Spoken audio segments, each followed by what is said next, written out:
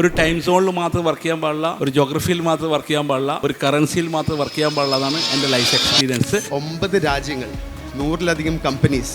So അത്തരത്തിലുള്ള ഒരു globally ഉള്ള തരത്തിലേക്ക് ഒരു ബിസിനസ്സിനെ എക്സിക്യൂട്ട് ചെയ്യാൻ വേണ്ടിയിട്ട് എന്താണ് മദനിക്കാനെ പ്രേരിപ്പിച്ചത്? അല്ലെങ്കിൽ how did you basically from Taliparamba എന്നുള്ളതായിട്ടുള്ള ഒരു സാധാരണ നഗരത്തിൽ നിന്നും വളരെ സാധാരണയായിട്ടുള്ള ഒരു റീറ്റെയിൽ സ്ഥാപനത്തിൽ നിന്നും ഇപ്പോൾ 100-ലധികം റീറ്റെയിൽ ശൃംഖലയിൽ എങ്ങനെയാണ് ABC ഗ്രൂപ്പിനെ വളർത്താൻ വേണ്ടിയിട്ട് what basically gave you that energy and execution mind set which you have? First of all it's A mind set ആണ്. അപ്പം ഗ്ലോക്കലാകുക എന്നുള്ളതാണ്. ലോക്കലും ആവണം, glocal.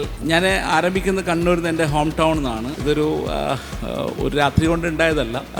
Last 27 years of inception of ABC group പറഞ്ഞാൽ it's around 17 years in middle east and 10 years in Africa and 27 years in Kerala. എൻ്റെ ഇതാണ് story. So it's all about learning, all about understanding and of course team building is also a subject. ഇപ്പോൾ ഓരോ മാർക്കറ്റിന് ആ രീതിയിലേക്കുള്ളൊരു global mind set നമ്മൾ create ചെയ്യുക എന്നുള്ളത്, ആ mind set നമുക്ക് ഉണ്ടാകുക എന്നുള്ളത് ഇമ്പോർട്ടൻറ്റ്. ഇന്നിപ്പോൾ നമ്മൾ നോക്കുന്ന സമയത്ത് ഇപ്പോൾ നമുക്കറിയാം, ഇപ്പോൾ ടെക്നോളജിക്ക് there is no boundary, there is no geography.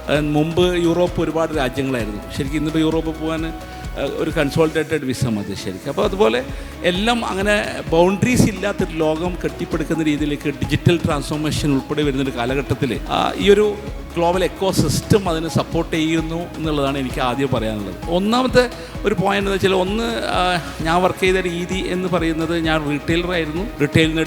Retail മാത്രം പോരാ, ദാറ്റ് ഈസ് ഒരു ബോട്ടിലിനൊക്കെ ആവും. അപ്പം നമ്മൾ ഹോൾസെയിലിലേക്കും ഡിസ്ട്രിബ്യൂഷനിലേക്കും പോയി, പിന്നെ എക്സ്പോർട്ടിലേക്ക് പോയി. അപ്പോൾ എൻ്റെ അടുത്ത് ഞാൻ ഇമ്പോർട്ട് ചെയ്തുകൊണ്ടിരിക്കുമ്പം ഒരു ബോട്ടിലിനൊക്കെ വരുന്നു, ഇന്ത്യൻ റുപ്പി കണ്ടിന്യൂസ്ലി ഡീവാലുവേറ്റിംഗ്. അപ്പോൾ ഇതൊരു ത്രെട്ടാണ്. ഇമ്പോർട്ട് ചെയ്യുമ്പോൾ നമ്മൾ കോസ്റ്റ് കൂടിക്കൊണ്ടിരിക്കുക. സോ അന്ന് ആ ഒരു പ്രോബ്ലത്തിലാണ് എന്തുകൊണ്ട് എക്സ്പോർട്ടർ ആയിക്കൂടാ. അപ്പോൾ എക്സ്പോർട്ടറായി. So it's all about a journey, it's all about understanding. Step by step ബിൽഡാണ്. ഒരു പ്രോസസ്സിലേക്ക് കയറി അടുത്ത പ്രോസസ്സിലേക്ക്. തീർച്ചയായിട്ടും. അപ്പോൾ എപ്പോഴും നമ്മൾ വർക്ക് ചെയ്യുന്ന ഏത് മേഖലയിലായാലും അതേപോലെ തന്നെ ഏത് ജോഗ്രഫിയിലായാലും ആ ലിമിറ്റേഷൻ മൈൻഡ് സെറ്റിന് ഒഴിവാക്കുക.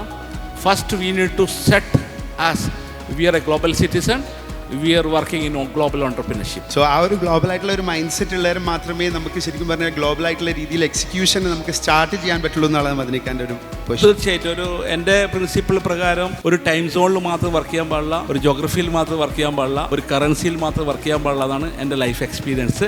ഇപ്പോൾ ഹോർമോസ് പോലത്തെ കാര്യങ്ങൾ വരുമ്പോൾ നിങ്ങൾക്ക് അത് അണ്ടർസ്റ്റാൻഡ് ചെയ്യും.